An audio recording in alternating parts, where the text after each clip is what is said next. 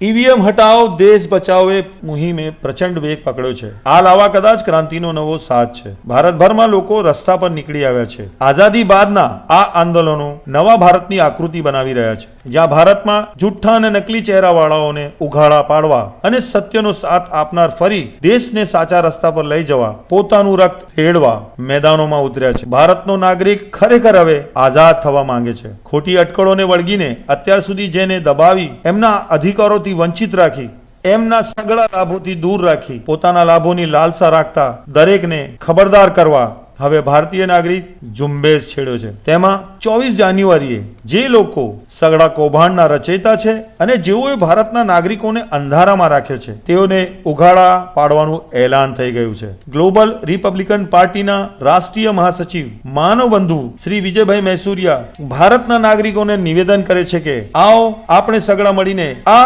ઝુંબેશને એવું સ્વરૂપ આપીએ કે આપણા ભારતીય હોવાનું ઋણ આપણે ચૂકવી જાણીએ। આપેલા નંબર પર મિસ કોલ કરી ઝુંબેશમાં જોડાઓ। જેમ બાલ ગંગાધર તિલકના શબ્દો સ્વરાજ મારો જન્મસિદ્ધ અધિકાર છે અને તે હું મેળવીને જ જંપીશ તેવા જોશ સાથે આપણે ભારતીયો હવે ભેગા થઈએ, આ ઢોંગી અને બહેરૂપિયાઓને ઉઘાડા પાડીએ, આપણા હકોને મેળવીએ। ફરી ભારતના નાગરિકોને જણાવું, આવો અને હક માટે લડો। 24 जनवरी को इस ईवीएम मशीन को बरकरार रखने वाले कौन लोग हैं, कौन संस्थाएं हैं, कौन कौन उस षड्यंत्र में शामिल है, इसको पूरी तरह से लोगों के सामने सच दिखाऊंगा, सबूतों सहित सच दिखाऊंगा। 24 तारीख को आना आप। इलेक्शन कमीशन ऑफ इंडिया की जिम्मेदारी बनती है कि वो जनता के उस विश्वास को कायम करे कि जनता को ये भरोसा होना चाहिए कि वो वोटर जिसको वोट देना चाहता उसका वोट उसी प्रत्याशी को गया है जिसको उसने वोट डाला है। अगर उस वोटर का वो भरोसा नहीं पैदा हो रहा है तो ये failure election commission of India का है।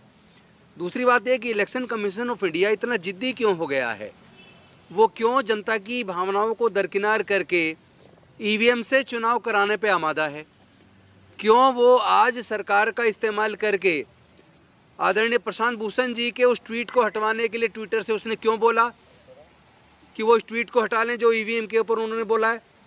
एक्चुअली केंद्र सरकार और इलेक्शन कमीशन ऑफ इंडिया का कहीं ना कहीं इसमें एक गठजोड़ नज़र आता है, और ये इसलिए भी नज़र आता है क्योंकि माननीय सर्वोच्च न्यायालय ने एक व्यवस्था दी थी कि जो 3 सदस्य कमेटी बनेगी जो चुनाव आयोग का गठन करेगी, उसमें एक देश के माननीय प्रधानमंत्री जी होंगे, एक विपक्ष के नेता होंगे और एक सर्वोच्च न्यायालय के मुख्य न्यायाधीश होंगे। तो सर्वोच्च न्यायालय की बनाई हुई उस व्यवस्था को केंद्र की सरकार ने संसद के द्वारा बिल लाकर उसको बदल दिया और उन्होंने कर दिया कि उसमें 2 सदस्य केंद्र सरकार के होंगे जिसमें एक माननीय प्रधानमंत्री जी होंगे और एक कानून मंत्री जी होंगे और तीसरे सदस्य विपक्ष के नेता होंगे, यानी मेजोरिटी में केंद्र सरकार के 2 प्रतिनिधि हो गए। तो 3 सदस्य कमेटी जो चुनाव आयोग का गठन करेगी जिसमें चीफ इलेक्शन कमिश्नर और बाकी इलेक्शन कमिश्नर्स का वो गठन करने के लिए पूरी तरीके से देखा जाए तो केंद्र सरकार जिसको चाहेगा उसे कर देगा। तो वो अधिकारी जिनको चीफ इलेक्शन कमिश्नर और इलेक्शन कमिश्नर केंद्र की सरकार बना रही है, तो वो चुने हुए लोग केंद्र सरकार के इशारे पे काम करेंगे और ऐसा ही हो रहा है। और मैं समझता हूँ इसमें माननीय सर्वोच्च न्यायालय को रोल प्ले करना चाहिए। जब जब कोई भी कानून सरकारों ने बनाया है और वो कानून देश के संविधान के खिलाफ है, देश के या फेडरल स्ट्रक्चर के खिलाफ है, या जो हमारा basic structure of Indian constitution उसके खिलाफ है, जब जब कोई सरकार उस कानून को बनाती है तो उसको